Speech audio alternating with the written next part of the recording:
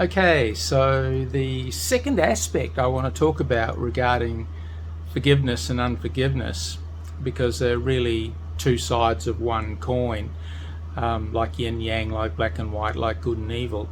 You go far enough down one end of the chain and you get to the opposite of it. So unforgiveness is an immutable principle, and it binds us like the trap that monkey got his hand caught in. As I was talking about, he puts his hand in the trap and grabs it. So unforgiveness traps us. It traps us on multiple levels. It can trap us physically.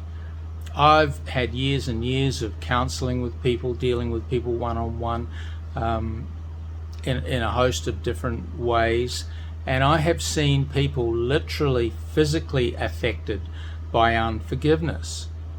It can be a truly debilitating condition. It can lead to disease. I've seen people mentally trapped by unforgiveness. They just can't let something go. It just rolls around in their heads. I've dealt with many people that they just can't live a normal life. They just can't be free because they just can't get over what their best friend did to them, or their father did to them, or their mother did to them, or society, or the tax man, or the legal system. There's so many injustices in the world, but you don't want to add to the anguish and add to the angst and the trauma for yourself by not learning to let that thing go and finding a way to move on. It's not easy sometimes. It's really not easy, but it's possible. I do a lousy job sometimes of letting some things go, but I understand the importance of practicing it all the time, and I understand the benefits to me. I'm a selfish creature. I'm not proud necessarily to say that, even though I'm kind of laughing. I'm trying to make light of it, but maybe I'm laughing from embarrassment. But this is the human nature. Self-preservation is a very natural thing, and it's a God-given or evolution given, whatever your disposition happens to be. Not here to debate that point. The point is, it's in us. The fight and flight, the self-preservation tendency within us. And unforgiveness might be, in some respects, a natural tendency, but it's an unhelpful tendency. It's not something that helps us live a life of contentment. You can't hold bitterness and unforgiveness in your heart and be contented. It's just an incongruous situation. So it holds us up physically, it holds us up socially. Bitter people are difficult to be around. Have you ever been in a room with somebody who, just drained your energy and you couldn't sort of figure out why? It's happened to me many times. People that don't give me energy, they take my energy. Fortunately, I've got a lot to give, but just some people just wear me out. They brighten up the room by leaving it, as I love to say. As soon as they're gone, I go, oh, thank God they're gone. And now why did I feel that way? Well, because their energy was sucking on my energy. It was taking away. And negativity is something that is fueled and fed through unforgiveness. Let me promise you this fact. Let me enlighten you if you didn't know. If you're holding bitterness and unforgiveness in your heart, in any direction whatsoever, and you're conscious of it, you're aware of it, I can tell you it's socially impacting you in a negative way.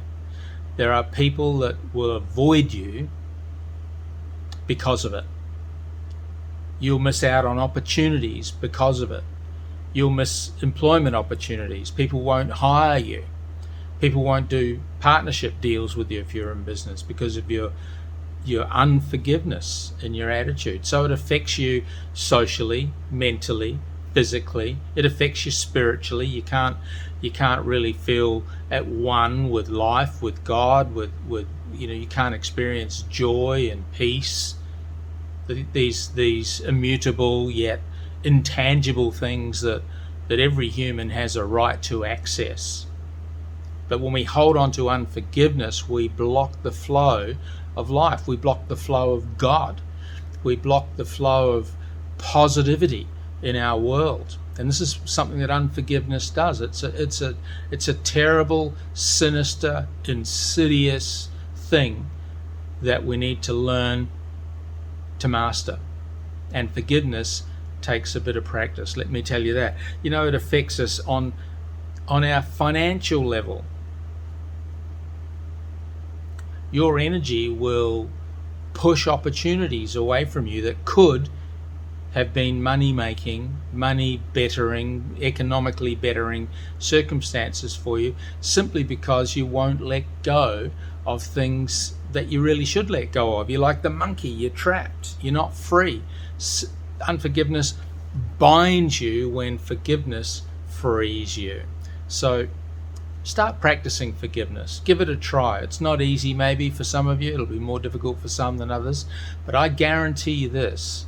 You try it. You get alone in your own space, whatever's your little sanctuary, and you try and identify those things you're grasping onto and holding onto that might be trapping you, and let them go. If it means you got to forgive your dad, your mum, your brother, your sister, your business partner, your workmates, your school buddies, your closest friends, whatever it happens to be, let them go.